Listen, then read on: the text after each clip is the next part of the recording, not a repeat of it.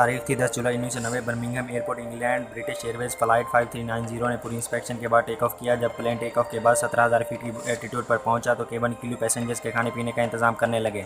फिर तभी अचानक प्लेन में ज़ोरदार आवाज़ आती है और प्लेन का विंड सिग्नल उखड़कर अलग हो जाता है, जिससे प्लेन में रैपिड कंप्लीशन होने की वजह से मेन पायलट का आधा जिस्म बाहर आ गया। और इसी वक्त को पायलट को पता लगा कि प्लेन में कोई तकनीकी ख़राबी होने की वजह से ऑटो पायलट मोड भी डिसेबल हो चुका है और को पायलट पे एक के बाद एक मुसीबत आई।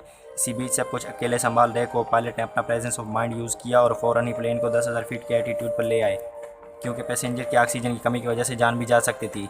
को पायलट को जैसे भी करके नज़दीकी एयरपोर्ट पर लैंड करवाना था और यहाँ पर अभी एक मुसीबत और भी थी। दरअसल प्लेन में भरा सारा फ्यूल अभी भी मौजूद था और अगर ऐसे में लैंडिंग करवाई जाए तो लैंडिंग गियर भी जवाब दे सकता था और इतना वक्त भी कहाँ था कि को पायलट फ्यूल डंपिंग कर पाए। इसलिए फ्यूल के साथ ही हार्ड लैंडिंग करवाई गई और फाइनली प्लेन ने धीमे धीमे टच डाउन किया और आखिरकार को पायलट ने मेन पायलट और पैसेंजर सबकी जान बचा ली।